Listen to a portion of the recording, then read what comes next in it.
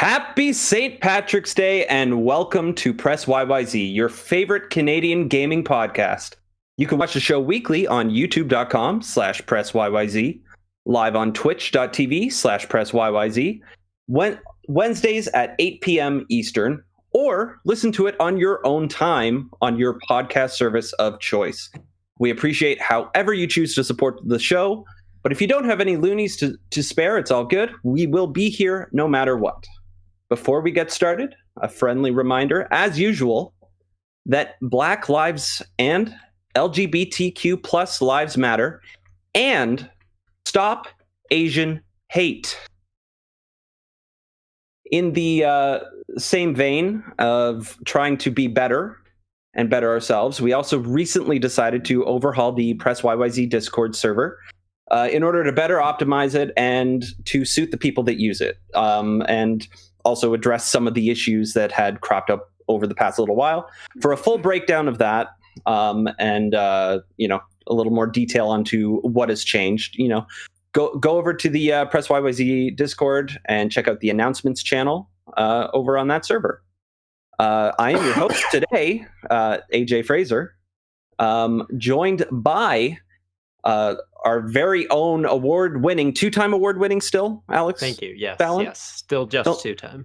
Yeah, two awards this kid has won for his lovely independent student film access granted. We're also joined by the one and only Nathan McInerney. Yo, what's going on? Behind the ones and twos, we've got Alex Kozina. Hey, hi AJ. I want to say I really appreciate you bringing up St. Patrick's Day. Originally, I was going to start off this podcast by saying how, man, happy St. Patrick's Day, but based on the amount of people that are talking about it on social media, it might as well not be happening. In light of some of the recent events that have happened, though, in Atlanta, I probably was not going to start off the podcast with that anyways. Obviously, hashtag stop Asian hate, as we stated earlier. Yes, absolutely. Waking up to that shitty news this morning of more bullshit going on like that, it just, I don't get it. I really don't get it. It's not good. You may be noticing a void, an awkward silence in the room here if you're listening to the audio version. Mr. Mitch George is not with us right now. He is running around doing some personal errands, hanging out with his wife and whatnot. We'll see if he makes it back next week. I don't know. It seems pretty exciting what he's got going on, but we're not going to spoil it. I'm not going to spoil it here, personally. So, regardless, yeah. How you guys doing? Doing pretty well. I as well am doing well. I'm doing okay. Kozi, why? Why are you just doing okay? I don't know. Today was a little bit more on the kind of tiring side. I'm not unhappy. It's just, you do get a little bit tuckered out from time to time. I totally get you there. That's I've been doing some very, very long hours at work. 3 a.m. to 3 p.m. most days. Oh wow! Of course, I won't be doing that. Yeah, it's pretty intense. I won't be doing that tomorrow, I guess. But because I'll be here until at least 11 o'clock tonight. So, yeah, it's been tiring. I don't. What's up? I was going to say, is that because it's springtime and people are doing kitchens, so you get more orders? Yes, it usually picks up around this time, but also I think a lot of people held off last year from ordering their fancy pants countertops and have finally decided to put those orders in and say, screw it, we'll let some people in our house if we get new countertops. Why not? On the subject of weird work hours, I used to a couple of years ago work for a video game quality assurance company, and you could either do the morning shift, which was I think 10 a.m. to 5 p.m., or the evening shift, which would start at around noon and go until I think like basically 12 in the morning. And it was really dangerous when you would get off at the, well, not like dangerous, but if you got off at 12 a.m., you would have to quickly rush to the metro because the metro in Montreal would close down at like 12:45 or so. And so if you didn't get there in time, you'd be shit out of luck and stuck in a really weird part of town. Wow. Yeah. Pretty good, I gotta say. Outside of that job was honestly a lot of fun. I've not really talked about it a lot here, in part because I can't really like get into details about some of the things that I did at the job due to contractual obligations. But it also was kind of a while ago, so I'd imagine that if I could tell you about any of the things I did at that job, you'd kind of be like, oh, okay, well, that's not that exciting because we all know about it. Is everything out that you played? Yeah. I don't think I can say whether or not, but seems a little weird that you wouldn't at least be able to say that. That's well.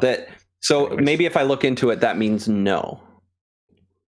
I don't know. Let's move on. I don't want let's not get Kozi into. I suspect that get him in trouble. I don't suspect that anybody who's watching this episode even knows the name of the company I was working for. But on the off chance that there is, and they want to be a snitch, let's move on.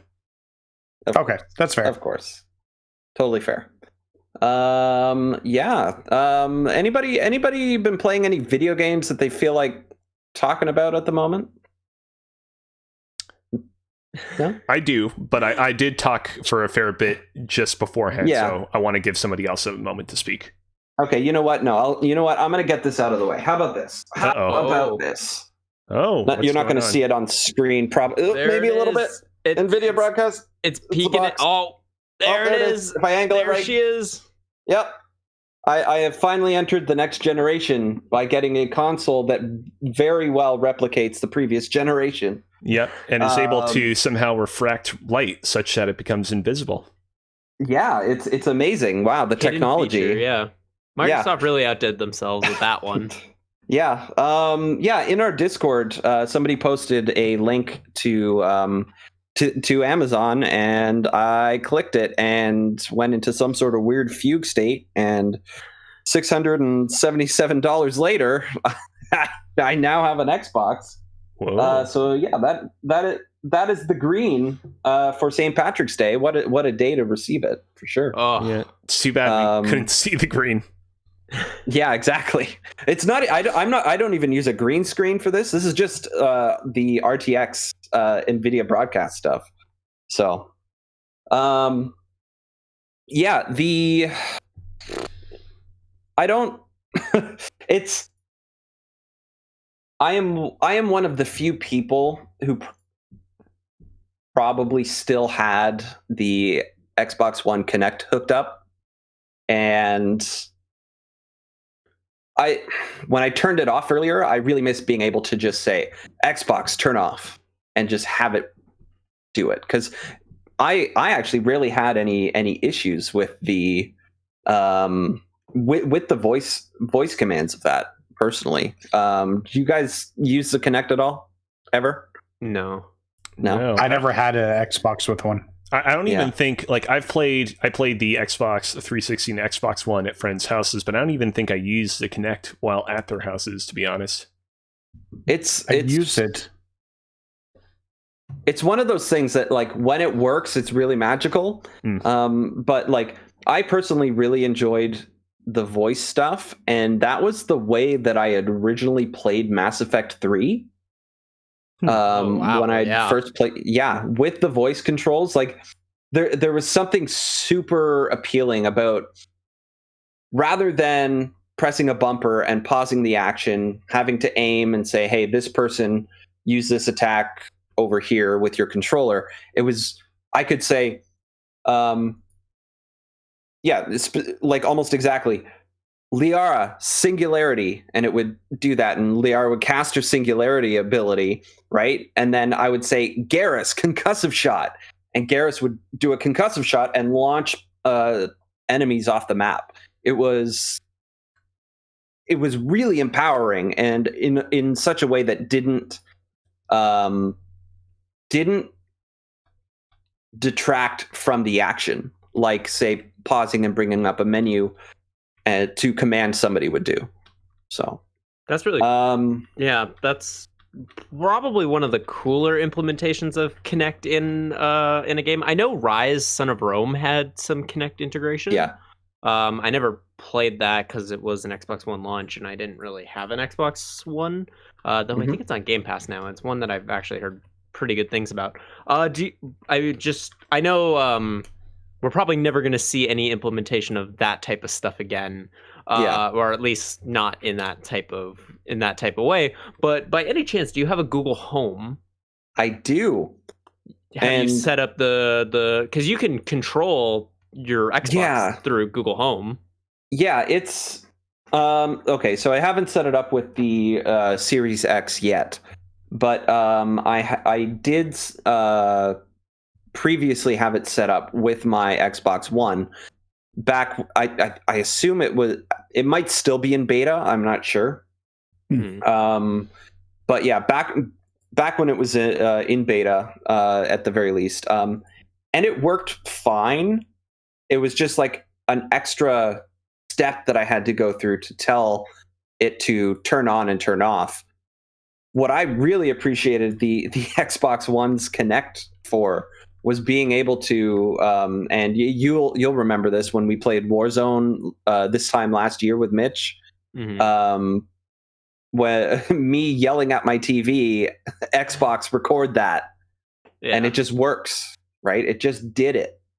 But now you have a share button, so you don't even need to say that. You have a button just for that feature. I totally forgot about the share button. I was like, so I've been using the Series X controller, the white one that I got last year on my PC, and I totally forgot there was even a share button there. Just completely forgot about it. That's wow. How have you? Because you said you got it today, right? Yes, it arrived today. So you haven't played anything yet? No, I've downloaded Oblivion. Nice. And I downloaded the Halos have to remain installed on an Xbox, so absolutely. I made sure those, even 5, I made sure those were there. Yeah, that's fair. Yeah, hey, I've got it on there too. So yeah. Hey, tell me about it. I've been playing Halo 5 this week. What? And yeah, so here's the thing. Halo 5 is a good game. Yes. I've never said that it wasn't a good game. And it is a very fun multiplayer shooter. It is not what I want out of a Halo game, but I can't deny that it's not very enjoyable. And despite me I essentially play the Master Chief Collection at least probably once every day. But I've been all the way through once a day. Yeah, I've been playing all 6 games on that. Yeah, all the way through. But yeah, I play Halo 3 multiplayer kind of consistently. But I just have been getting a little not bored, but I just wanted to spice things up a little bit. And there's still a decent amount of Halo DNA in Halo 5, but it's been fun. And there's been some really cool game modes. Specifically, there was this one. I've been playing the rotating playlist that every week there's a new thing. And last week there was a really cool one where it was basically a long narrow hallway and there's it's capture the flag, but everyone then spawns with random weapons. And so it was really fun just kind of having kind of that it was reminiscent of the the Halo custom game chaos that you normally get. And yeah, so it's the game is fun, and I've been starting to get kind of into it. The Spartan abilities there's some that are better than others, but for what it is, it's a solid shooter, and I the gunplay is still very tight. Very kind of reminiscent of Halo 2, and just the time to kill is very, very low, so people just die instantly. But then it's also kind of got Halo 1 vibes with the pistol being super powerful and being sort of almost a long range weapon. So I've been enjoying it. The campaign still is awful and not very good, and I will say that till I die. But the multiplayer, pretty solid, and I'm probably going to keep playing it because I've also been trying to sort of get a feel for it because I've been doing some sort of research on the different game feels of each game and different things like that. And so Yeah, Halo 5 also looks like a dream on Series X. Absolutely. I remember talking about it last year when I started playing it again for no reason whatsoever. I never got through the whole thing and finished it, but I still say that the Master Chief storyline part of that is interesting and good. The Locke stuff is not as good as it should be. Yeah. And going back and forth is just unnecessary. They tried to make Halo 2 happen again, and they didn't. But missed the point of why Halo 2 is effective. Yeah, I even think the Cortana storyline in it is good and interesting, and I don't hate what they justified what they did with her arc, unlike what they did in Halo 4 with, hey, make sure you've read all these books. But Yeah. we've talked. Yeah, I just want to mention quickly that I have not actually picked up the Halo games ever since I tried checking them out on my Xbox Series X and discovered that due to a glitch of some sort, the audio was super duper low in the cutscenes. At some point, I need to just get off my ass and uninstall and reinstall those games and try and see if they work, because I do want to I do want to have the experience of playing through those games and then talking about them with you guys, and you guys are giving me pointers and, vicariously living through me, or also maybe shamefully shaking your heads when I talk about how I didn't like them or didn't like certain things, or who knows. Well, here's an idea. You were looking for something to play the other week on the Press YYZ channel.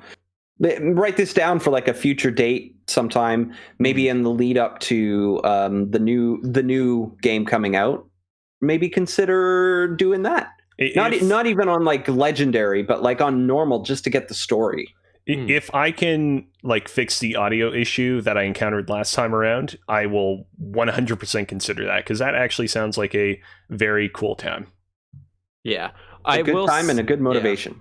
I will say, I remember when we did that podcast, I don't believe that they had been optimized for Series X now, but now they have, and as well the uninstalling and kind of reinstalling it. I've played through Halo 1 a couple of times actually since having done that podcast, and I have not experienced that issue. So I'm hoping that means that it's relatively fixed and you will be able to actually get to experience it, with audio intact. I made a note of noting down that I'm going to uninstall and reinstall it later today. So look forward to that. It's a big game, so definitely. Best case scenario, get on that early. Best case scenario, you don't hear anything from me. Worst case scenario, I put out a tweet being like, "Oh man, why is this still happening? How do I fix this?" Yeah. Speaking of potentially streaming things, Nathan, you got a capture card? I have a capture card now. I hear it's going great for you. I've had a lot of trouble. It has not gone great. But I think I've got it figured out now, because I'm a dummy. And there's this program you can join on Windows called Windows Insider that will give you an advanced look at what's coming up with Windows features. And I was a dummy for signing up for that, because it makes everything unstable. Because when I plugged the capture card in, no worky. It was passing through to the monitor when I had it hooked up, but I could not get a signal on the capture software. So I was like, oh no, does this not work? Because I bought it secondhand. After a lot of time with Elgato support, who were very nice, they basically said, we need to do a scan of your computer, and then somebody will get back to you. That person got back to me and said, the only thing we can see is that you're on a preview version of Windows. So maybe if you could roll back. Unfortunately, the only way to get rid of this preview version of Windows is to actually just reformat your computer. And start from scratch. So I wasn't quite ready to do that, because I've been working on some projects for work. Thankfully, Windows Update did an update, and then all of a sudden after the update, it now works. Oh. So I'm very excited that it's now working.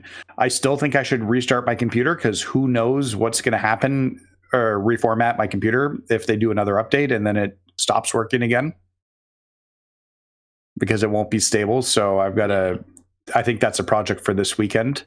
I've even created, I've been fooling around in OBS, and I found a way to put a little border around my picture and put my webcam on it, and I put the Press YYZ logo on it. I'm not advanced, but I've tried to figure out how to do some stuff. Did you get a Stream Deck as well, or? No, I did not get a Stream Deck. My understanding is that they're kind of my phone expensive. can do it. Yeah, they're pretty expensive. There's an app, and you can use that if you need to. Yeah, I think I'm going to try using the app. You still need to pay a monthly subscription fee if you want to use the app, though. It's not obviously as expensive as using a proper Stream Deck. Like, it's way, way less expensive per pound, but just a heads up. Yeah, I was looking at it. It's like $279 a month or $25 for the year or something. So I'm considering downloading that, giving it a try for a month or two, at least see how I like it. And I can use my wife's tablet with it when I stream. So then it's a matter of figuring out what to stream, and figuring out the right thing. I'm considering streaming PGA Halo? Tour 2K21 and WWE 2K19. So, and then when, no, 20. I want to stream the broken one. Oh, okay. The broken one has a bunch of cool DLC that's like set in the wasteland, set in the future, and like just like weird storyline DLC. One's a horror movie themed one. That just seems so unique and cool. It's too bad the game's busted. But I think at this point they've patched it. It's been out 2 years. The deluxe edition's on for like $40 with everything in it. So, I don't know. I'm still trying to figure it out. When Mario Golf comes out, I think that'll be the priority. But if you have ideas, our Press YYZ faithful, we need names for followers. Oh, I like Faithful. It makes us sound like we have a cult. Yeah. Okay, the faithful. Let me know. I was going to propose like the Buttoneers, but I don't know. I like the Buttoneers. It's like here's the thing, though. I got the Buttoneers from another podcast, but said podcast does not use Buttoneers like as a like common nickname for its followers. It's like only like every once in a while they'll be like, "All right, Buttoneers, what do you think?" So we could theoretically still use it, but we can't claim our stamp of originality on it. What if we just shortened it to Butts? Sup, Butts? YYZ Butts. Oh, got him. I feel like I know what podcast this is from, and I feel like that's closer to something they would say regularly. Would it be? I don't know. I have no idea. Yeah, I don't know. So if you have ideas of what I should stream, because I don't want to stream anything too story related, because it's only going to be once a week. Something that's more evergreen. Let me know. Fair enough. How about we go to a Persona 5 Strikers update from Alex? I'm so close to being finished. I'm at 35 hours and I'm essentially at like the end. I'm not to spoil anything, but after having played Persona 5, it's like, oh, okay, it follows the beats of how that game went, like pretty similarly. So I kind of know it's like, all right, it's ramping up to get into the end. I'm having a blast with it, like even more so. I feel like every week I come back and I'm like, this game is fun. It is really fun. I think story-wise, I think does some interesting things, but I think pound for pound, I like the like OG Persona 5 a little bit more. It didn't. This feels like a lot of like kind of Persona 5 greatest hits, where it's like hitting some of the same like emotional beats and same story beats, where when I played Persona 5 for the first time, it was like felt fresh and felt like, you know, it didn't feel kind of like almost like a remix. Though the gameplay wise is so enjoyable. I've been really like playing all the different characters, and each character is super like they all have their own they all have their own like play styles and have like their own like advantages, and like in this situation this character is good, or against these types of enemies like Makoto's really good, and she's honestly been my favorite character to play because just punching things is very, very fun. And yeah, like probably by the end of tonight I will have finished the game. I've already gotten very emotional at it a couple of times because they, kind of hit like the heartstrings, and I just care about these characters so much. But yeah, it really is like, I can't emphasize it enough. It is like, if you liked Persona 5, it is so much in that vein, and takes all of the things that make a Muso game like mindless fun, but then it feels like a Persona game with Muso elements rather than a Muso game with a Persona skin on it. And I think that's the best compliment that I can say about it. Can I ask some questions as a Persona fan? Sure. How does it feel not having the social links and like the time and day and like the activities and stuff? Because that feels like a pretty central concept to Persona since Persona 3. Yeah, that it definitely is missing, like, because the time only advances when you like progress through the story. So like really like you can kind of like, depending on how long it takes you to get through one of like the areas in the cognitive world, like you could be on the same day for hours, and like time is not progressing until you reach specific story points. And and I would say the social stuff is probably the biggest thing that it's lacking. Because like, I mean, the fact that I can't romance any of these characters again is really, really unfortunate. It's something like, and just like even getting to like do stuff and like getting like the bonds to grow, because like you have only like your bond is with everyone, and the way that you progress that is honestly it's mostly just by story progression. So like as things happen in throughout the story, your bond will increase, and as your bond levels up, you then like get points to put into like different into a skill tree, essentially, where it's like, oh, if I put like this amount of points, then all my characters will have more HP at the beginning of every fight, or stuff like that. Okay. And so it is definitely lacking, not being able to do like the activities, or not being able to build up the confidants. And I would also say all of the side stuff is really lacking as well, because like the requests are very much like busy work, just grind. Here's how you get more XP to grind stuff. Like your requests are like, oh, go to this area and kill these types of enemies with this character, and you have to kill like 20 pixies as Makoto or something like that. There's some that are specific to characters where it's like, oh, go into the real world and find like this item, but it really is like kind of it is lacking compared to a normal Persona game, or at least Persona 5. I haven't played any of the others, so all of that. Didn't you start 4? I did, but I just that's a commitment, and it was the same case. It was the same case with Strikers, where it's like with Strikers at least, it was like the first like 6 hours is all tutorial stuff, and so it's like you have to kind of get over that hump. And I was reaching that point with Persona 4, where it was like just trying to introduce you to all the things, and kind of like, well, every 5 minutes it's a new thing that it's introducing you, and it halts everything to do it. And so I will get to Persona 4. I'm honestly kind of holding out hope that they bring it to something that is not PC, just because I haven't really been playing anything on my PC.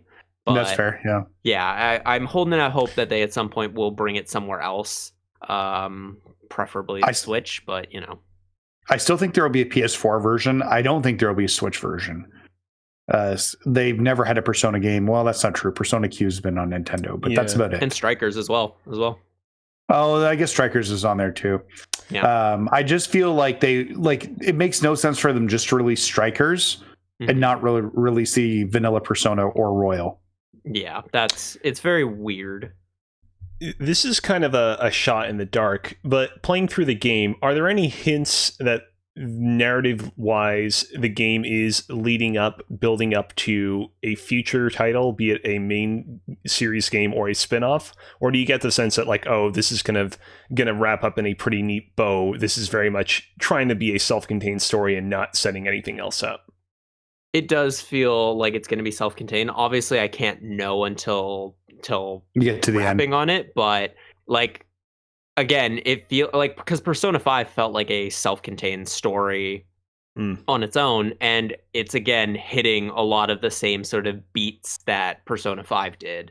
Not to go into any more detail than that, but it is like, I mean, again, who knows? But when I get to the end of it, but right now it feels like I'm kind of like I'm reaching like the tipping point before the conclusion. So, Sure. Yeah. It's Without spoilers, Mm-hmm. has a certain detective showed up yet? No, there hasn't. No, pretty much it's mostly like the characters that really like show up from original Persona 5 are mostly just the core Phantom Thieves, and then it's kind of just like a bunch of new characters, but the new characters are very good. Like they don't feel out of place. Like they feel like they fit right into this world and this dynamic. So This world makes it's so weird because Persona 5 Royal ended with a strand open, and this doesn't sequel to Persona 5 Royal. It sequels to Persona 5. Wait a minute, a strand open? Is that a? I feel like you might have spoiled something there.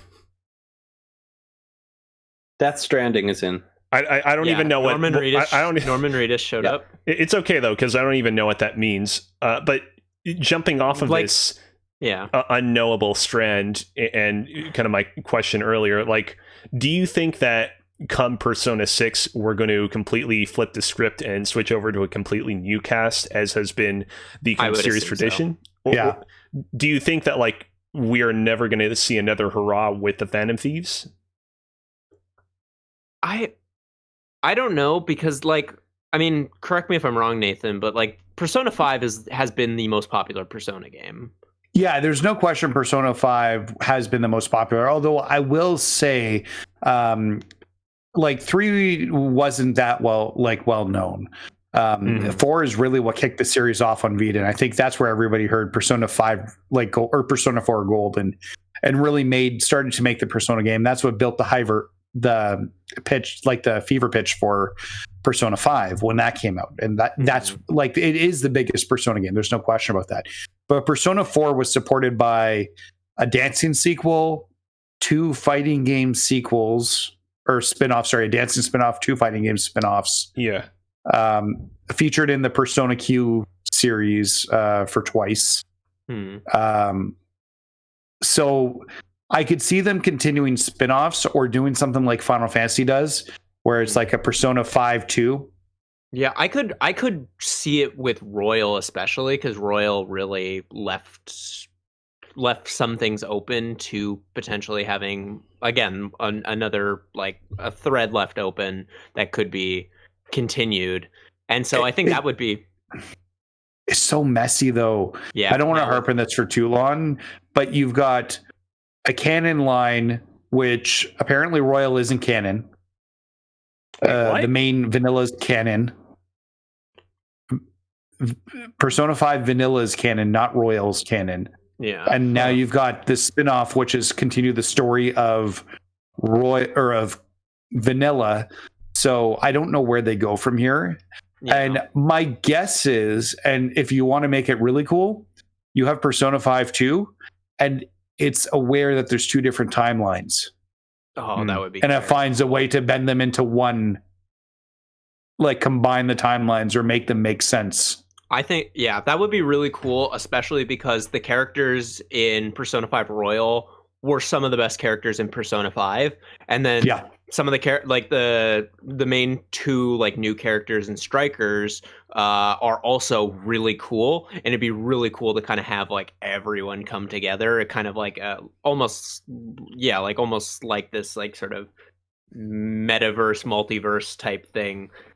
That because there are a few characters, I mean, at least Igor is a character who kind of shows up he's at least in 4, if I'm not mistaken. Yes. He's in 3. He's in every Persona. Yeah. Okay, so there is He's kind been of in that every Persona.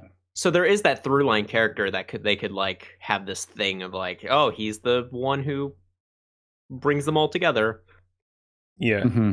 It would be very cool. I hope that we see more in the Persona 5 world, just because it's so cool. It's so stylized, and even with Strikers, you still get all of that style. The music is still awesome. You get some remixes of previous Persona 5 songs, but then you also get new songs that are just as good. So I would love to continue being in this world, and I really hope that Atlas does do more stuff with it. Robbie Rob Plays in the chat says, if you want a less messy game, give Yakuza a try. Robbie Rob was talking to me about this yesterday. I'm totally in agreement with him. Like I totally, not in agreement about it being less messy or greater or superior or inferior than Persona, but like in that the Yakuza series is worth checking out. I'm going to check it out at some point, but no need to start flinging shade, huh? Wait, what's messy about Persona, or are we just talking the continuity? I don't know. I think he's implying continuity there, because then he follows up with, you have a choice to start with 0 or 7 as good starting point in the Yakuza series.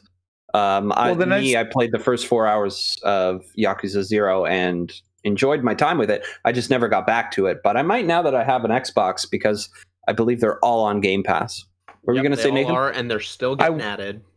I will say the nice thing about Persona games is that you can start fresh with every single Persona. Like every single Persona is a brand new start with new characters, just like Final Fantasy. So it's not really messy. You pick up with it's just messy because of what they did with these timelines. Yeah. So. Yeah. Yeah. I know it was because like 5, as soon as 5 finished development, they started working on Strikers. And then after Strikers came out in Japan, then Royal had come out. It was like this whole like weird convoluted thing of like Royal came out in Japan, and then it came out in the West, and then now finally has Strikers has come out in the West. It's like this really weird convoluted of like when Atlas Prime started working on Royal versus when Koei Tecmo started working on Strikers, and how they like didn't like communicate with like trying to make them like make like the through line, and just like had it be the sequel to 5 instead of Royal. It's weird and convoluted, that aspect, but I mean the games themselves are definitely not convoluted. Mm-hmm. That's just a weird glitch that from the multiple games. Yeah. But I think it sounds like enough Persona for now. I'm sure we'll get an update next week on the ending.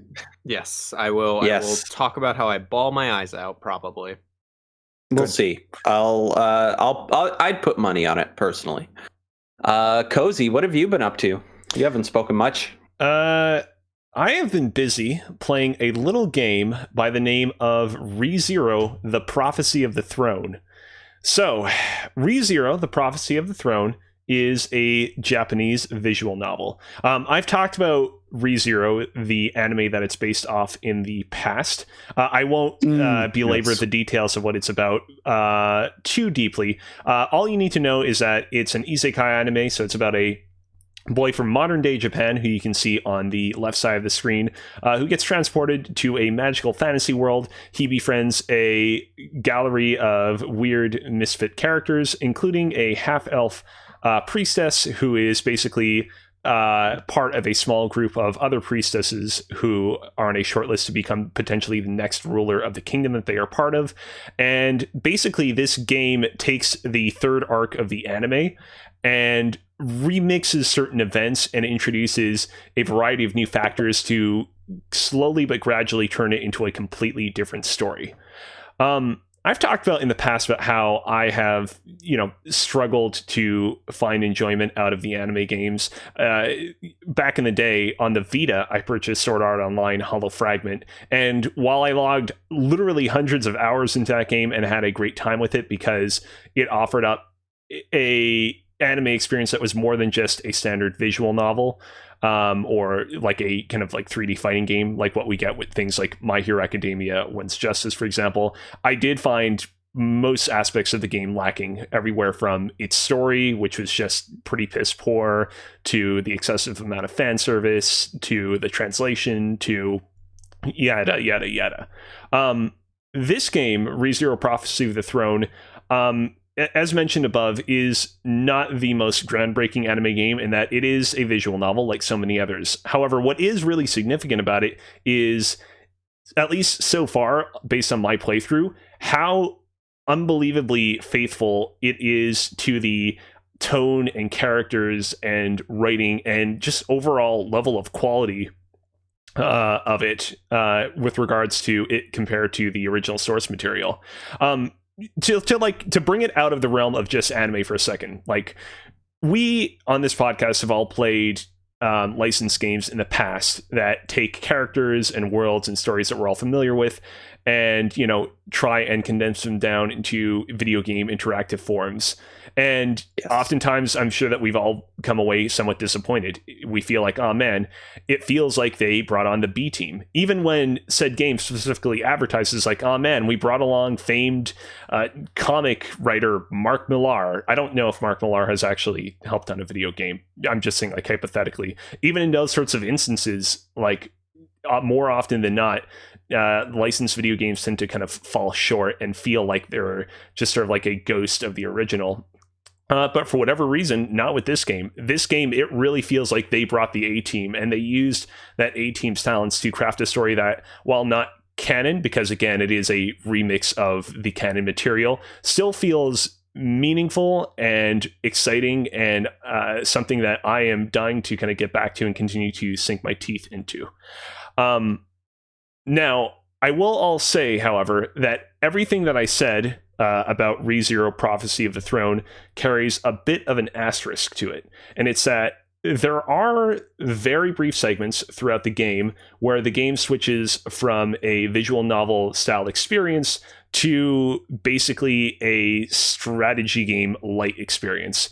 Right now, if you're watching the YouTube or Twitch version of the podcast, you can see the main character, whose name is Subaru, kind of walking around a 3D sort of Fire Emblem-esque environment, and basically collecting clues, investigating objects of interest, and using the information around him to basically overcome various magical obstacles.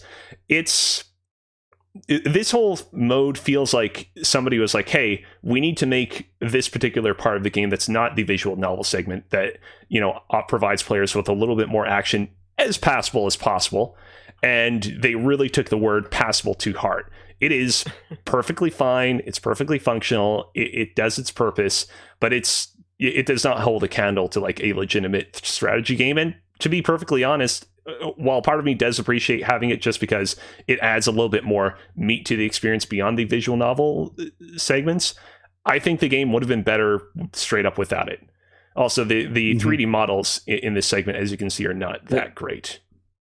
Yeah, what I'm looking at here, it looks like the lobby area in Dragon Ball Fighters, like all those. Yeah, that's probably right, actually.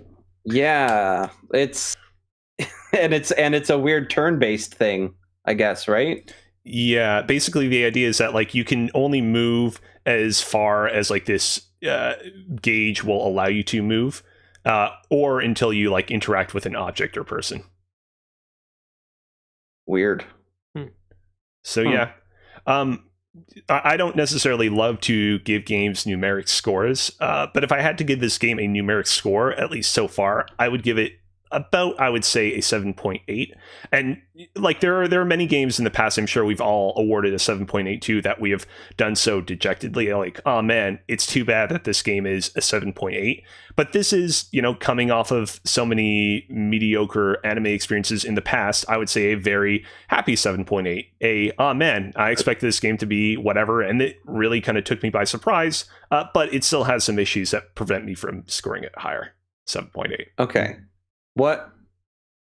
How do you get so specific? Like, what makes it a 7.8 for you and not just like a blanket 7 or even an 8? I feel like I don't want to give it outright an 8 because I feel like again the current top down like strategy game stuff that you see on screen is just not quite polished enough for me to be like, yeah, wholeheartedly across the board the game is an 8. I don't want to give it a 7.9 though, because I feel like 9 is kind of a harsh number, so I give it a 7.8 because 8, or at least 0.8 in this case, is a nice rounded number. Too Fair much enough. water. Yeah. I wasn't even thinking of that game when I awarded it a 7.8. I was actually thinking more of like Mario Kart Double Dash. But again, Yes. I think in that game's case as well, if it had been given a 7.8 and not a 7.9, people would not have been as upset because they think 9s just really put people on edge. Yeah. Fair enough. And so really quick before we move on to our topic of the show, Alex, you also played a game from before you were born. Yes. So, as some of you might be aware, when whoever, for some reason listened to this podcast when we first started, I wouldn't shut the fuck up about Doom and Doom Eternal, being very excited about it. And Coming up on a full year since Doom Eternal. Yeah, it's in 2 days. Isn't that today? Actually. Was it the 17th? Didn't it come out on the 17th? Well, I thought it was like the 20th or something. Oh, yes, it was March 20th. Yeah, because that's when Animal Crossing came out. So 3 days. Oh, okay. Animal but Crossing anniversary is in a few days. Yes. Gotcha. But either way, Doom Eternal was one of my favorite games. And so with the Bethesda deal going through and Microsoft talking about, or Xbox talking about all the new games coming to Game Pass, though this game was already on Game Pass, I decided to play the 1993 Doom on my Series X. And that game is fucking awesome. It is really good, and it's still really good. It took me a little bit to get used to the fact that you cannot aim up, like you are just on one plane, and you move in the 3D space, but you can't look up. So if an enemy is like on a weird ledge, as long as you are pointing your gun at them, you will still be able to shoot them. And that took a little bit to get adjusted to, but I'm having a blast with it. It's a lot of fun, just like how fast that game is, and is really interesting because it really shows just how true to form the new games are. And I've been really digging it. I'm probably gonna try and get through the whole thing because I've been really like enjoying just like loading up a level every now and then. It's been kind of my secondary game that I've been playing whenever I load up my Series X. The music is fantastic. It's still really, really good. There's a reason why it was as highly regarded as it was when it came out, and the reason why it's probably Bethesda's best franchise that they have and one of the biggest IPs that Xbox now owns from the Bethesda deal. At least I personally think so. I know that Elder Scrolls and Fallout are probably bigger, but I think quality-wise, Doom is on another level. Would you believe I played this when it came out? Yes. Yeah, I could. Absolutely. Don't forget to get the BFG if you don't have the BFG. I have not gotten it yet. Have you considered playing Doom 64 yet? Here's the thing, is I've got at least Doom and Doom 2 downloaded, but I probably at least will at least give it a try, because when I bought Doom Eternal last year on Steam, they just threw in Doom 64 as a gimme. So I probably will try it. I doubt I will complete it, but we'll see. Maybe it might surprise me. Yeah, maybe The Rock is in that. Who can say? Yeah. Who can say? I don't think he's in it, is he? Yeah, Doom 93? Absolutely. No, Doom 64. No, he wouldn't be in it. I mean, canonically, The Rock is the Doom guy. Yeah, canonically. That's how it works. Yes. All right. And with that, I think it's time for us to move on to the topic of the show. How's that sound? Before we do Sounds good to that, me. do you think that we Yeah? should touch in for just a quick second on what Mitch has been up to?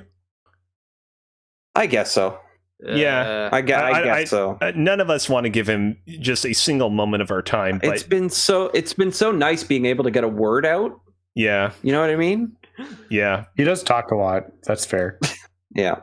But we are obliged to say all the same that Mitch recently did an unboxing of some Pokemon cards over on the Press YYZ YouTube channel. That's youtube.com/Press YYZ. So you should go and give that a look-see if you are so inclined. Will he get some holographic cards? You'll have to tune in to find out. Is there something special about this box? Can somebody fill me in about what's going on with it? Yeah, it just sort of appeared on our YouTube channel. I don't remember hearing anything about it. Yeah, I don't know. Like, is it a special box of Pokemon cards? Oh, wow. Look at how huge that card is. I don't know. I don't think Whoa. that's legal. I don't Oh, think that's a fat Pikachu. Yeah, I mean, is that if all the cards that everybody's playing with are legal, then it's legal. My kid has really large cards that come with some of the packs they get that they can't use. I had to Google it. Because they told me they could use it. And I was like, I nope. got kind of back into Pokemon cards like 2 years ago or something like in 2019, I think. And I bought like a whole starter deck thing that came with a giant Mewtwo card. It was something. Are you a millionaire now? Because have you sold all those Pokemon cards? I am not a millionaire and I have not sold those cards, so I'm considering it. No. When are we gonna become a Pokemon? I mean, we've dipped our toes in it, but when are we gonna become a unboxing channel just for Pokemon cards? I mean, we're on our way there. Mitch took the first step for us. Yeah, He did, and I guess when they finally should one day they eventually come to Canada, those McDonald's ones, then maybe we'll jump right on the trend one day. Absolutely. One day our podcast will actually be popular. Yeah. Alex, Yeah. is there any value to these? I mean, yes. This is the first box. I don't know what it is. This is the original Pokemon trading cards when they came out, the very first batch. I mean, actually, no. There's no value to them, but I will gladly take them off your hands. If they're unopened, they might actually have some decent value, but I don't. No, that box looks a little damaged. Oh no, it's Look at super opened. It looks as damaged as my Xbox Series X box that came from Amazon. Amazon Cards are in good condition though. I still, to this day, have a binder with my entire Pokemon card collection. For a very long period of time, I wanted to, I have no interest in playing the game competitively. I just want to get one card for every species. And there are spreadsheets buried deep within my Google Drive of all the Pokemon cards I'm missing. And one day I will eventually kind of get back to that. The thing is that it would be incredibly easy for me to just go online to a Pokemon card retailer site and just, select all the cards I need and just purchase them directly like that. It's more fun for me personally to go to a Montreal Comic-Con, for example, and see if any of the card vendors there have a cheap version of the card that I have. The spontaneity of getting them that way is more appealing to me. But obviously that's not something you can do right now, what with the coronavirus taking its toll. Yeah. That's a shame. Well, I guess thanks for that, Mitch. Thanks for that. Figuring out a way to get into a podcast you're not part of. Yeah, exactly. He's weaseled his way in here. I don't know how he does it. We just miss him so much. We do. We really do. That's the honest to goodness truth. We're lucky to have him take over these hosting responsibilities and actually enjoy it. So, yeah. All right. Can we actually move to our topic of the show now? 100%. Yeah. Go for it. Absolutely. All right. So this week we're going to do a bit of a roundtable on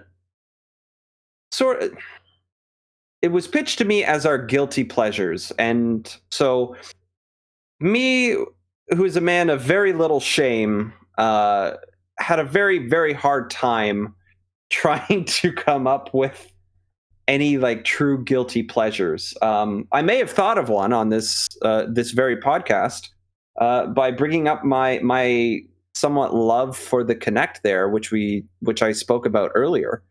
Mm-hmm. So yeah, I'm just gonna go ahead and open it up to you guys.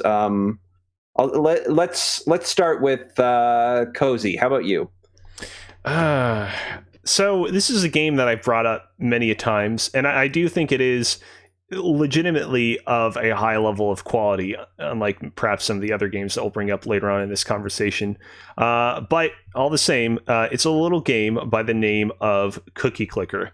It's quite simple. You click on the cookie, and you get all sorts of sweet cookies that you can spend to earn more things that will eventually get you more cookies. I've said this in the past when I brought up this game, but y'all really need to get on this game because it is quite the experience. Do you have the dunking in milk achievement? I do, yes. Okay. Hold on a second. Just wanted to make sure. I currently have my own copy of Cookie Clicker pulled up.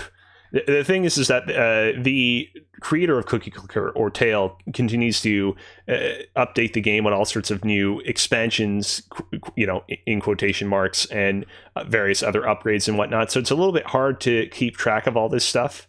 But yes, I'm pretty certain that I got that because it's one of the easier one of the easier achievements that you can get your hand on. And yeah. Nathan, Alex, do either of you have any knowledge and or interest in this game? I've just downloaded it and I don't know what I'm doing. I'm clicking a cookie a lot. I played Cookie Clicker when it I remember when it first became a thing, and I played it for a little bit. And by a little bit I meant I had 3 days where it was on, and I was actively participating in it, and probably had it on for a little bit more before I just kind of was I don't really care about this anymore. And yeah, it was fun. I had it in my browser initially. I wish that it was something that I wished I had it on my phone because I think when I first played it, I don't know if there was an app for it, but I was playing the browser version of it. There is a version for Android right now.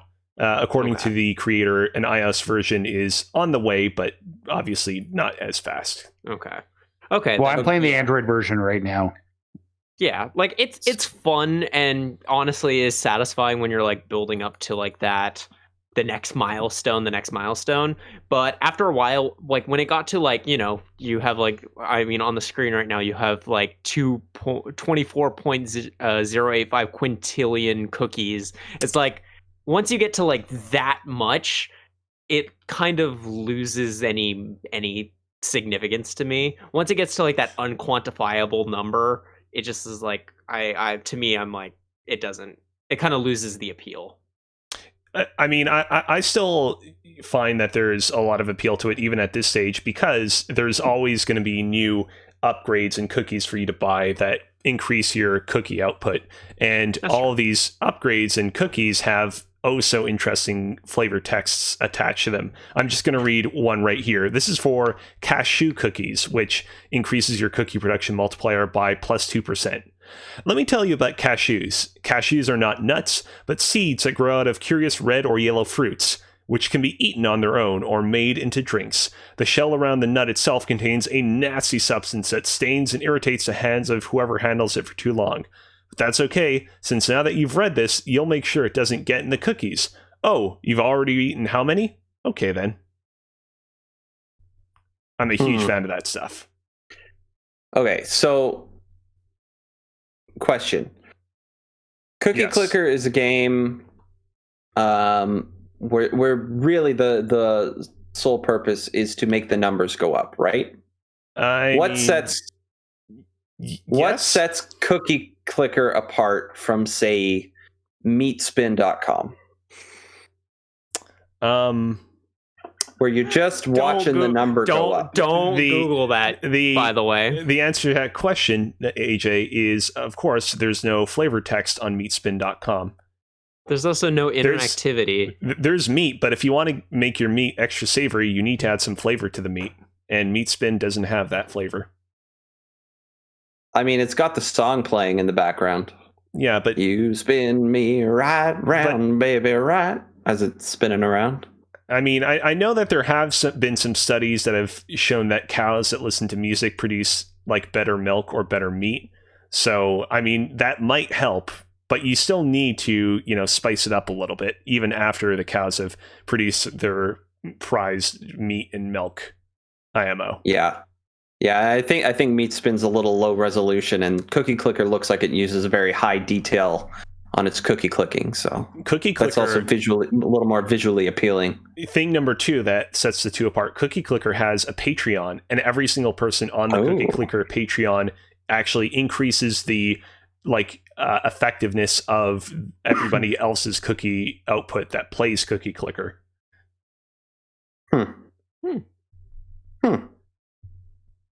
Nathan, what are you guilty for? I guess I have a mobile game thing too, the game Wordscapes. I think I was talking about this a few weeks ago. I played over 2,000 levels of Wordscapes. I'm on 2,050 right now of it. And it's more than that, that I've played, because I pretty much play the daily puzzle every day for the past year and a half. So I don't know. I just like the Wordscapes game. Also, this new golf game that you got me into is addicting. The one that you brought up. Yeah, it is a little addicting. The golf battle one. Yeah, it's I think every morning I get a notification that just says Nathan is online. You should challenge him to a battle. We haven't battled yet, but we should try battling. Yeah, we should do that at some point. That would be entertaining for sure. So, but I think when we come to, I guess it depends what you classify as guilty pleasures. But for me at this point, I feel like Animal Crossing has become a guilty pleasure. At least for me, I like it, but I've got 700 hours into it, which is, yeah, that is that a guilty pleasure, or is that a guilty problem at that point? It's not as many hours now as it used to be. It was very top heavy when it came out in the first few months. I put most of those hours on. Yeah. So definitely it's not the same that it has been. So I guess it's just a matter of what I am going to say my guilty pleasure is point and click adventures, no matter how bad they are. I love point and click adventures. I brought it up that I platinum Leisure Suit Larry because it's a point and click adventure, and that is very much, I believe, a guilty pleasure game. What especially as sorry, go ahead. So you saying that you play adventure games no matter how bad they are, what would you say is the worst that you've ever played? Oh, I can't even remember the name of it. I played some really bad point and click adventures. There was a long period of time where we just weren't getting point and click adventure games. And when they came out, you just played what you got. It was very not in vogue until Telltale came back with the Sam and Max series and started to bring them back into relevance.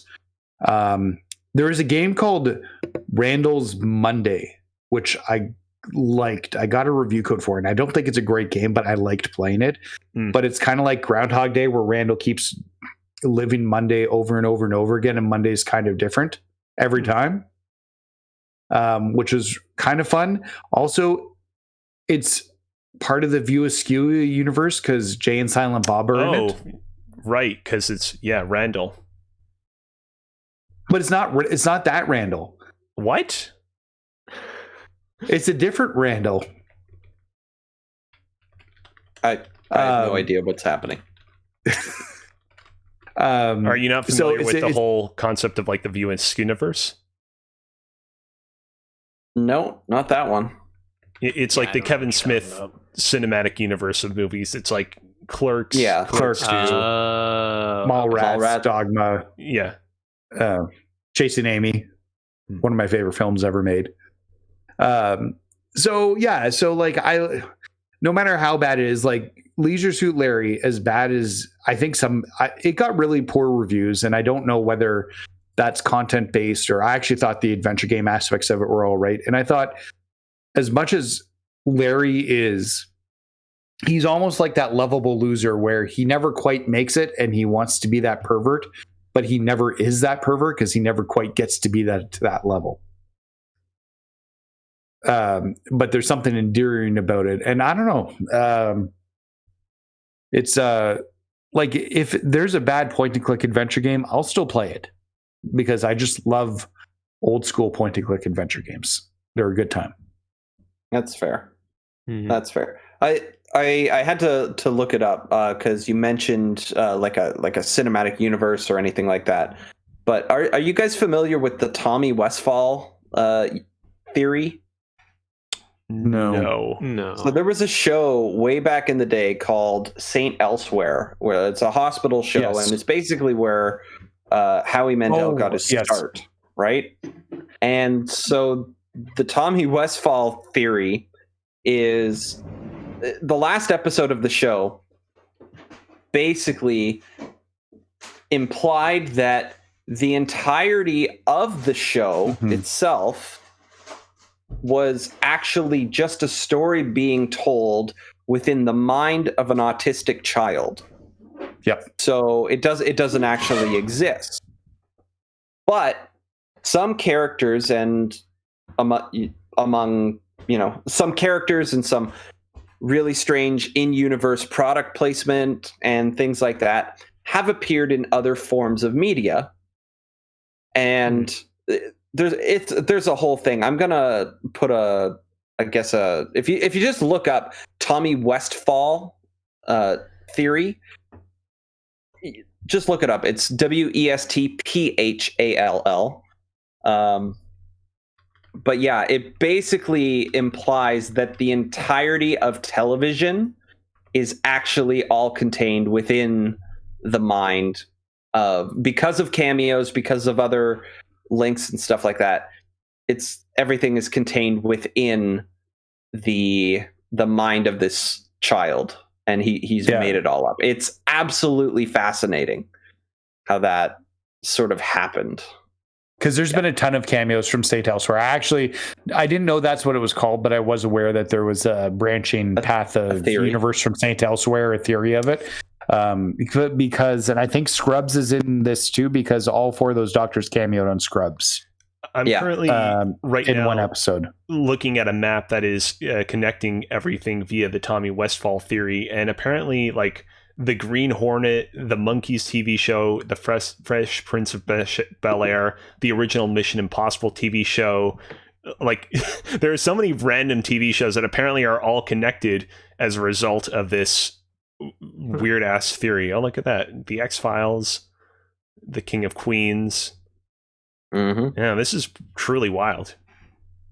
Yeah, it's fascinating. What just like the weird, conspiracy theory pinboard sort of idea of it, but it's really interesting to see just how like all of them link together. We should start a podcast about this. I bet there's already a few of them, and I bet some of them actually exist within the universe of. Oh man! Just went down a level. Yeah, is the MCU part of the Tommy Westfall universe? That's what there's actually a Polygon article about it. Yeah, I'm just looking at this now. In fact, it is part of it. Yep. Oh yes, because of homicide life on the streets. Yep, that's all it takes. One little thing that a lot of people probably haven't heard of. And also Arrested Development's in it too. Yep. I'm looking online right now. It doesn't seem like there are like any specific podcasts devoted entirely to the Tommy Westfall like conspiracy theory, but there are like, individual episodes of other podcasts that have been devoted to it. So you're saying the market is ripe for us to start our podcast for it? I think that we watch every episode of every show on the Press YYZ podcast network. The Tommy Westfall recap or something. I don't know where. How we every. Oh my god! Can you imagine if Kind of Funny did Tommy Westfall universe in review? That would be amazing.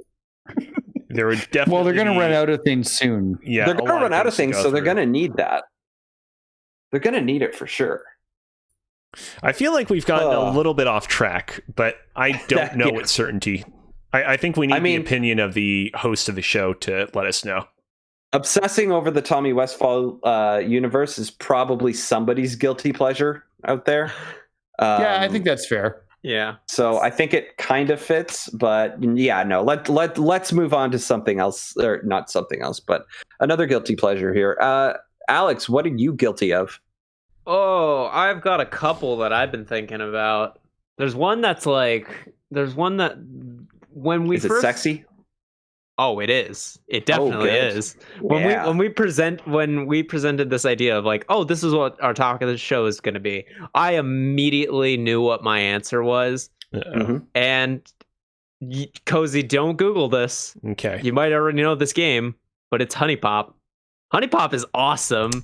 It's a match. The fuck's the Hunipop? Not only do I know of it, I'm pretty sure I put it on my fantasy critic draft league, and I think that I tried to remove it, but by the time that I put in the notice to remove it, it said that I couldn't remove it anymore because it was too close to release. What's Hunipop? It's a match 3 dating simulator game. Ooh. And it's really fun. Like it's so yeah, it's essentially like it's Bejeweled, but with anime women. And it's very tongue-in-cheek with its humor. Like it's very self-aware that it's like it knows what it is, and it's kind of like in some ways making fun of you for playing it in a very like tongue-in-cheek kind of way. They just actually released the sequel to it this year, called Hunipop 2 Double Date. As soon as it goes, I don't want to buy it on Steam because I don't want all my Steam, both real life and people I know over the internet, to know that I've played this game. I mean, I have like 14 hours in the original game, but okay. What did you play it on? I did play it on Steam, but this was it was before. What is she doing? I scrubbed through the trailer ahead of time. It's on YouTube. There's nothing objectionable in this. Wow. I'm just gonna say this game did get banned off Twitch, or at least the first one did. I probably should have prefaced that. Yeah, maybe a good idea. I don't know if the trailer's okay, but we're it's on YouTube, and it's like it's not from like a no-name account, so like I'd have to imagine that it's probably acceptable. Probably. I mean, okay, you know what? Hold on a second. Revamp systems, economy, something. Yeah, isn't that totally normal? The economy, One of the things that I really like, because it's not just a regular match 3, but it's like it takes into account like what the girl's personality is, and you have to like match specific, like you have to match like there's like some girls will like the red icons, and so you have to like try and match those to build the meter up more, because they like that thing more than other like ones. Okay, so like I'm seeing music notes in one of them, so that implies the girl likes music. Yeah. And okay. So that chick. Oh, I like the goth one. Okay. I will say this: the cast of girls that they have in this game is more diverse than I think I initially thought. Wow. It would be. Okay. Yep. That's a. We're gonna get for the audio listeners. For the audio listeners, you're just gonna have to tune into the video. Pull your car over and just open up the YouTube video, scrub ahead to this point, and just enjoy. Hell yeah! I feel like we should clip this for YouTube and put it on Twitter. Mitch is gonna come back to not having a podcast anymore. Mitch is downloading this game right now. This seems right up his alley. Yeah. But yeah, so Hunipop. That's very, very good. That's the guiltiest pleasure I've heard here so far. Yeah, there's actually a spin-off game. It sucks, but there was a spin-off game where you basically run like it's like a management game where you like have like you're kind of the sugar daddy to a bunch of girls who go on make. Is this Honeycam? Yeah, they're making like their own like, you know, my free cams type thing, and you have to like monetize them, and you have to like, it's like, oh, you get these two people working while this one sleeps and this one needs cigarettes, so you have to get her cigarettes. And then it's I wish it was better, because I like those management style games. It's like a football manager, but for pornography. Yes. I feel like I read a Kotaku article about this game. Is like a major component of the game like involving cocaine or something? Like you have to use illicit drugs. Cigarettes. Okay. I think it's cigarettes. You have to like get, because like the cigarettes will their energy will come back because of it. So you have to like use that and caffeine to boost them up so that they like put on better shows. It's, again, I wish the game was better because I like these management style games, but unfortunately it's not. So I just have to stick to just like the match threes, which are, well, I haven't played the second one, but it's got high reviews on Steam, and the first one, pretty damn good. Can you only get them on Steam? Can I play this on Switch? Unfortunately, I don't think they're on Switch. They are on GOG, but obviously that's still PC. I don't think they're available anywhere else. If you got like a controller or something for your phone, you could theoretically you download it on Steam and then put it and just straight Steam link it to your phone. That would be an option if you need it. Yeah, if it's urgent. It seems like it would be a good fit on Switch. Yeah, I'm surprised it isn't at this point. Yeah, and Nintendo, like Sony, seems to be censoring the content, not Nintendo. Nintendo's like, show me your boobies and titties galore. Well, I mean, they still probably have a lot of money to make up for from the launch of the Wii U. So yeah, so Nintendo supports anime titties. Hell yeah! Earlier, Alex, you mentioned that the game was banned from Twitch. I actually have pulled up right in front of me a list on the official like Twitch help website of all of the prohibited games from the platform that don't carry an adults only rating. Want me to go through and read a couple of these? Sure. Oh, they sound like they'd be guilty pleasures, so yes. All right. Number 1, 3DX chat. Number 2, Artificial Girl 1, 2, and 3. Number 3, damn, they banned the whole trilogy. Artificial Academy 1 and 2. Battle Rape. Here we go. Whoa. A classic, BMX XXX. That's Cobra actually Club. A quality game. I just want to say that. God. BMXXX is a good biking game with terrible other stuff. Yeah. Sorry, Cobra Club. Criminal Girls. Dramatic. Ooh, I have that for Vita. Oh yeah, Custer's that's Revenge. right. See, now the further we go, the less funny this list gets.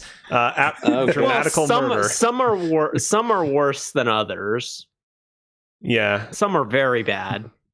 Yeah, as you mentioned earlier, Honeycam Studio and Hunipop 1 and 2 are both on this list. But 2's not out yet, and it's already banned. No, it is out. Yeah, it came out. Oh, is there? It came out like last month.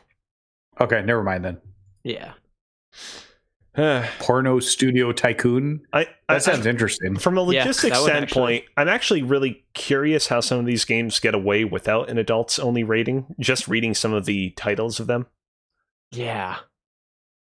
I mean, I'm surprised Hunipop doesn't have an adults only rating. Though, to be fair, it's the game that you download off Steam. There's no nudity in it. You have to download a patch. You have to like go out of your way to download the nudity patch. Oh, there's nudity in it? Yeah, you have to mod it, but the mod is free on their website. Oh, they give you the mod. I don't know what you're talking about. Mm-hmm. I understand. Yeah. Yeah, okay. So Kozi, can you top that guilty pleasure? I have to do this again? Yes. I don't know, man. I'm thinking back to like all the Kingdom Hearts games I've played, and like there's no Kingdom Hearts game I would say that I'm like, oh man, I really like I really kind of regret that. That was really a guilty pleasure for me. Even the mobile games, like those games actually were what introduced me to Discord. I would kind of coordinate raids with people on the platform, so I'm grateful to them for doing that. So I turned to the Pokemon games, and see, the problem is that I don't feel like I ever got into any of like the derpy Pokemon spin-off games. Like I never played Hey You Pikachu. I never played like Pokemon Channel. I did when I was a kid. Hey You Pikachu. That was all right. Another implementation of a microphone that when it worked, it was cool. When it worked. Yes. Yeah, I don't really know. Give me a sec. Can you? Yeah, absolutely. Nathan, guilt me. Feel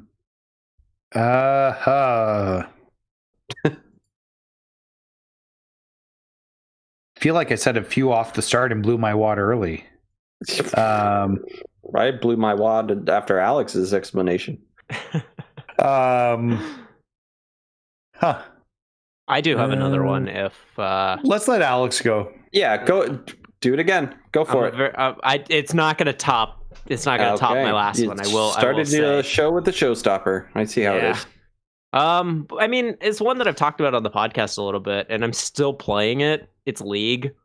I think mostly my guilty pleasure with it was how much fucking money I put into that game. I haven't spent a single dime on it since having picked it back up.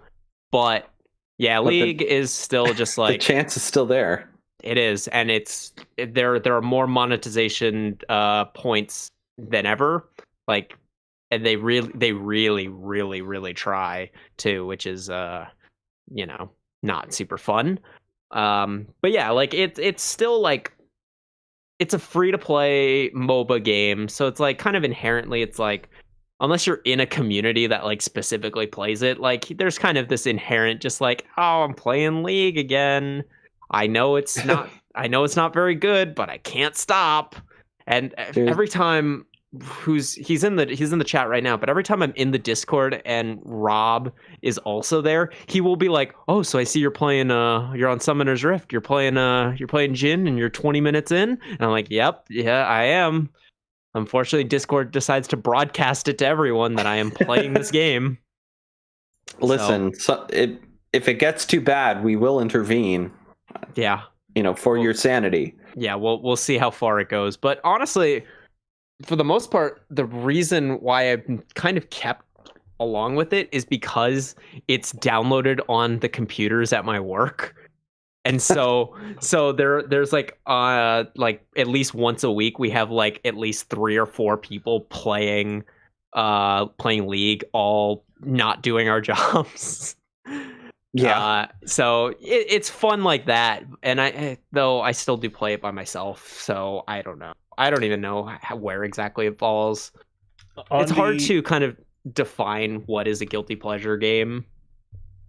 Go ahead, Kozi. I was just going to mention on the subject of like games being installed on like work computers. Back in the day, I would go to a summer camp at like a college located close to where I live, and I remember installed on every single computer in the college was Jazz Jackrabbit. And Blazinski's original, I guess, debut game, I guess. Yeah. And I remember this game. I was so young at the time that like I don't remember whether like I genuinely truly enjoyed it or I was just like happy to play a computer game in a environment where I wasn't really supposed to be playing computer games. I will say, so like in that game you could enter in cheat codes. Like for example, you could enter in like a god cheat code that would give you invincibility and a bunch of other powers and whatnot. And I remember like trying to enter in the cheat code myself, but not really understanding that like you need to, I guess, like enter in a certain button input beforehand, or maybe you have to go into like a console command menu or something to do it. Yeah. I did not understand that at the time. And I remember getting so frustrated, like, why can't I go into God mode? So yeah, not sure if I would call this necessarily a guilty pleasure, but I do remember that being a game that I definitely remember kind of like trying to enjoy more than I'd say I actually enjoyed it. Again, I don't know. For all I know, I could go back to Jazz Jackrabbit today and be like, oh man, this is actually like a really competent quality platformer. But way to go, Cliff Blinsky. Yeah. In my high school, we had some. There was some very obscure file path that you could go down, and you could find somewhere installed on the network, and any computer in the school would be able to run it. But we would spend some classes, especially those with a supply teacher, just playing Unreal Tournament, the original, as an entire class on the LAN. It was absolutely phenomenal to be able to do that, for sure. And I did kind of feel guilty about it at the time, if I really think about it.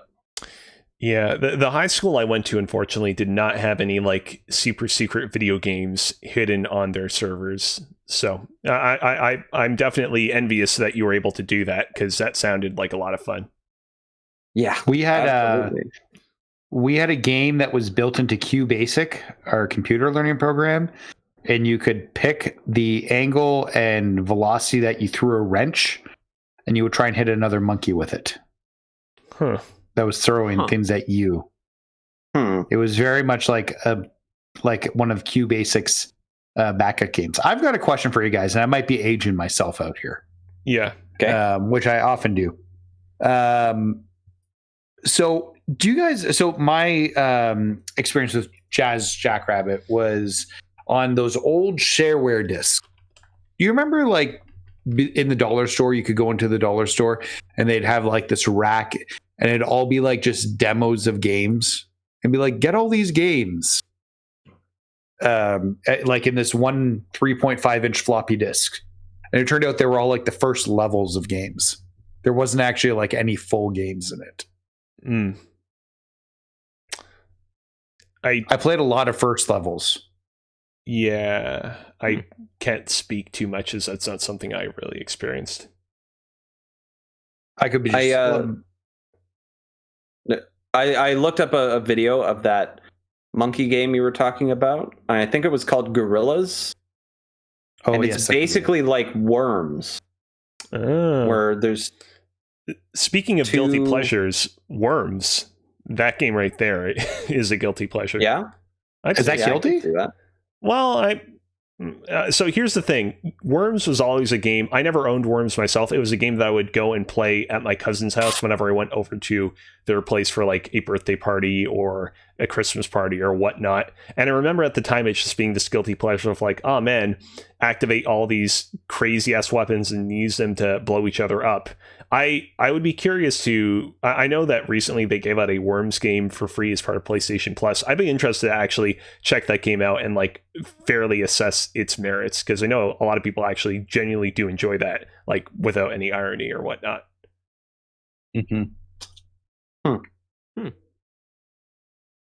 I do have one more. I said earlier that you would be behooved to give me a little bit more time to look up other guilty pleasures. I do have one more guilty pleasure game I want to bring up. I'm pretty confident that I've brought up this game on Press YYZ in the past. I think I might have like tried a campaign at one point to get someone else on the podcast to play it because it's so absurd. Sour Patch Kids Naked Punch Out. World Gone Sour. No, I've never played Naked Punch Out. I've just heard of it. This is the Sour Patch Kids platforming game. Now, at the time that I talked about it last, I believe I mentioned that like, oh man, you can get it on PlayStation, the PlayStation Network. Last I checked, I believe that they actually removed the game from the PlayStation Network. I think you can only get it on Steam right now, or if you still have like a version of the game downloaded on your PlayStation 3 from back in the day. It's not a particularly good platformer. The controls are just not super precise. Everything looks puke-y. Not like actual puke, although there is a lot of actual puke in the game. The jokes and humor are, I would say, sub-Rugrats. This game is, I think, I'm trying to search for the right word right here, but like it truly epitomizes the words guilty pleasure. I can see that. Yeah, absolutely. And it seems very reminiscent of, say, those like like an old school licensed game almost Yeah. that you might get a kick out of, where it's it's just very basic, very straightforward, but there's some little bit of magic in it that just keeps pulling you forward. Honestly, kind of gives me not quite vibes of Cool Spot, but that same type of like product placement that's got a game built into it as well. Yeah. I don't know if you guys ever played Like Cool Spot. No, No. I immediately think of something like Burger King's Sneak King, Oh man. or something along those lines. Kozi, can you bring up footage of Cool King? Spots? Oh, Yeah, sure. And I'm pretty sure I've then seen this Sneaking. game before, by the way, but it's been a moment. I do want to say, like, to like actually kind of like critically pick apart World Gone Sour. I honestly think that part of the appeal of that game was that it kind of had the same, I would say, tone of like what a lot of like fast food, like corporate Twitter brands would go on to adopt in the age of Twitter.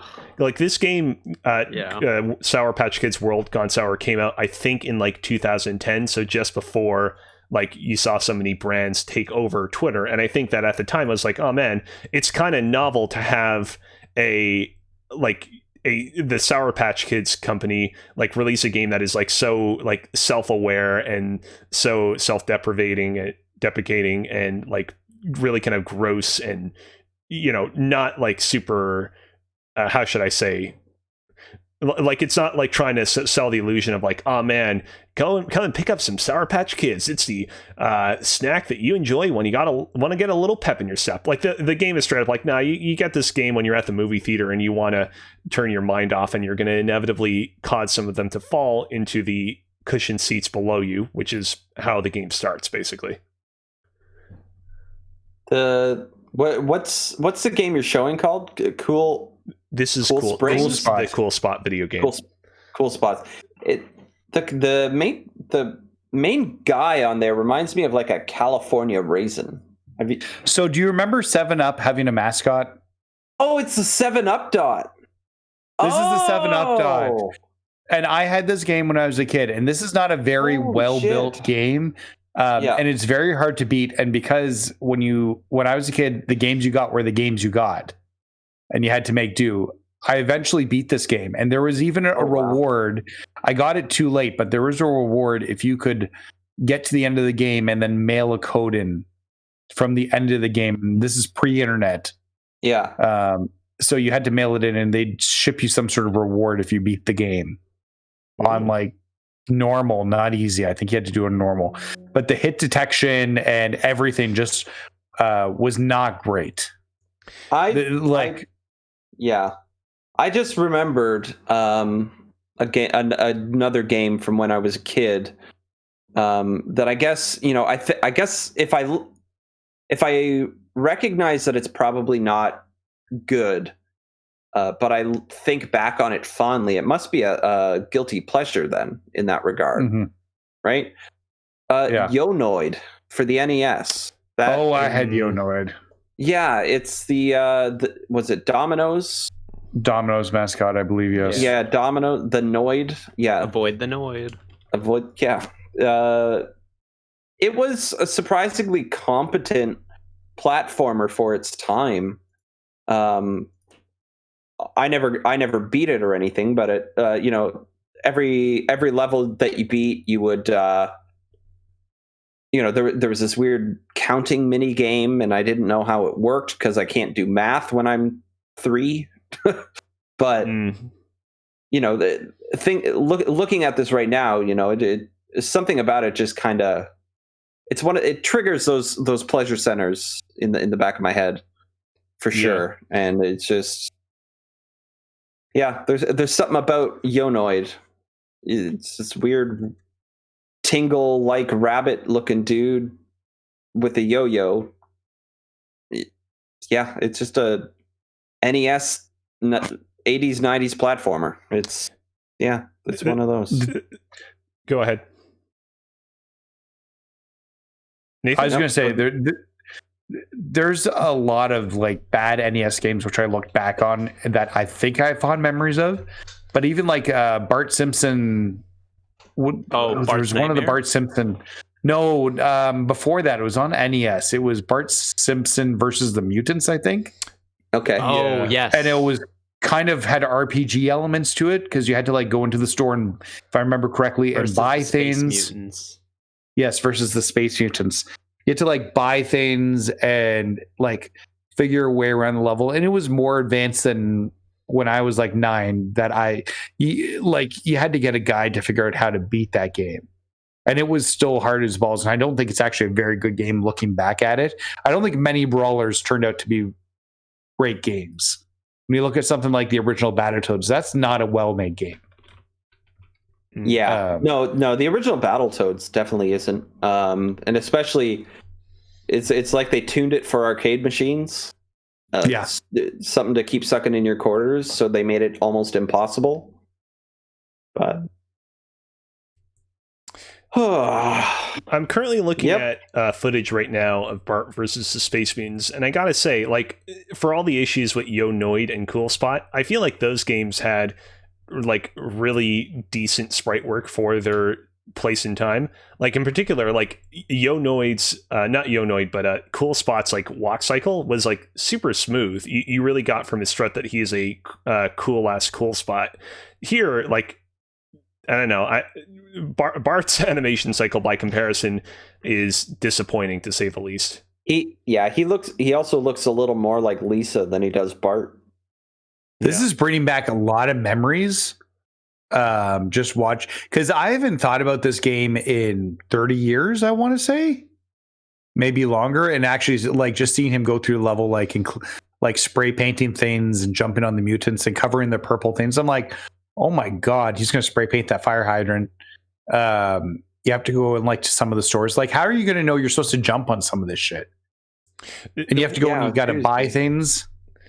The weird thing about Bart's sprite is that whenever he's standing still, it does that thing where like he has like both of his giant eyeballs like both within eye view all at once, but instead of you being able to distinguish between the two, it just looks like a single giant eyeball with 2 irises in the center of it. Yeah. Oh yeah. Wow. I mean, they tried. So this I definitely would not have thought like, oh man, a Simpsons video game, what are you doing it? Well, you have to defeat these space mutants by spray painting objects in their environment to be not purple. Well, and also go into every store and buy things in that store. And like, man, how would you have known? Like, I'm trying to think back as a kid, how would I have known this shit? Yeah, so many games from back then. Like even going back and trying to play the original Zelda, it's like, how did kids back in the day figure this out on their own? I don't understand. Oh, yeah. Well, Zelda 2, Link's Adventure is broken. Oh yeah. You can't beat that game without a guide. Yeah. Like, it's impossible. Well, no, I guess it's not impossible, but like there's literal translation issues in that game. Yeah. Which do not take you to the right spots. Yeah. Yeah. Anyway, well, anybody else have any other last minute guilty pleasures they would like to bring up? I blew my load already. Yeah, well, we know I that. bet you did. Oh boy. Too bad Mitch missed it. Yeah. He's a big fan of those games. That's what I heard. Yeah, that's what I heard. I heard Mitch got the real reason why Mitch is not here right now is because he got Me Too'd by Hatsune Miku. So that's the canonical story. So we're gonna stick to it. Wait, but isn't the like the way that the story typically goes that you get Me Too'd and then Hatsune Miku takes over in your place? Like it's like Invasion of the Body Snatchers, but with Hatsune Miku instead of aliens. I don't know, but you sound like you might be an expert on this subject. Oh, here's Qbasic Gorillas. Look how great it is. It's it's basically worms. It's basically just worms. This looks like so good. This looks like a game that would run on any computer. It really could. Probably. The thing I'm most proud about today is my recollection of these games and how correct I was, like that this was in Qbasic and you put your velocity and your angle in there. And that I kind of had things right about like Bart Simpson and the Space Mutants and like that you had to go into stores and buy things and paint things. Like my recollection was pretty bang on about these games. Yeah, I think you nailed it. Yeah. For sure. I'm not just an old person. Oh, hold on. Oh, is he going to get it? Oh, no. Oh, no, it's off. Yeah, next one he'll get it. He's much closer. This game was the like DVD, like the moving DVD icon of its day before the moving DVD icon existed. Also, this game, also the inspiration for the upcoming film, Godzilla vs. Kong. Also, inspiration for DICE to add Levolution. You see that destructible environment? This was the first game to do it. Yeah, that's true. That's true. Yeah. We should stream this game. You should. Yeah, I was going to say. You should do it. Can you download For real that? though, we should do a podcast Let's Play of Worms. Or like a stream of Worms and us just hating each other for that. That sounds like that would be a great time. Yeah. Get together, have a couple drinks, shoot some worms at each other. Oh man, that's something that we should definitely look into. Yeah. Pull our worms out. Yep, pull our worms out on stream, get banned. Alrighty. This game came out in 1990. That's the year I was born. So that was not the year I was born. Yeah, I'm not gonna say anything. But you don't know whether that means I was born before. No, you know. It's fair. Yeah, that's fair. We do know. Well, I think that was a good guilty trip down memory lane for some of us. And a nice guilty trip down modern times for the rest of us. Going to horny jail. Yep. Bonk bonk. You'll just see Mitch there. Say hi to him. Yeah, absolutely. He'll look at me and say, "First time?" And I'll be like, "Yeah." Yeah, absolutely. First time you've been in horny jail. Nobody's ever caught you before. All right. Yep, absolutely. Well, I think that's going to do it. Absolutely. For sure, for real this time. Thank you, everybody, for tuning into this episode of Press YYZ.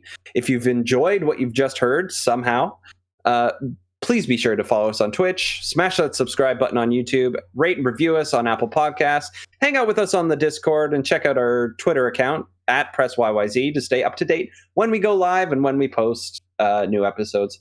All of our links and stuff will be in the description of the podcast and everything. So yeah, that's going to do it. Until next time, top of the morning to ya. Take care, guys. Spike your hair.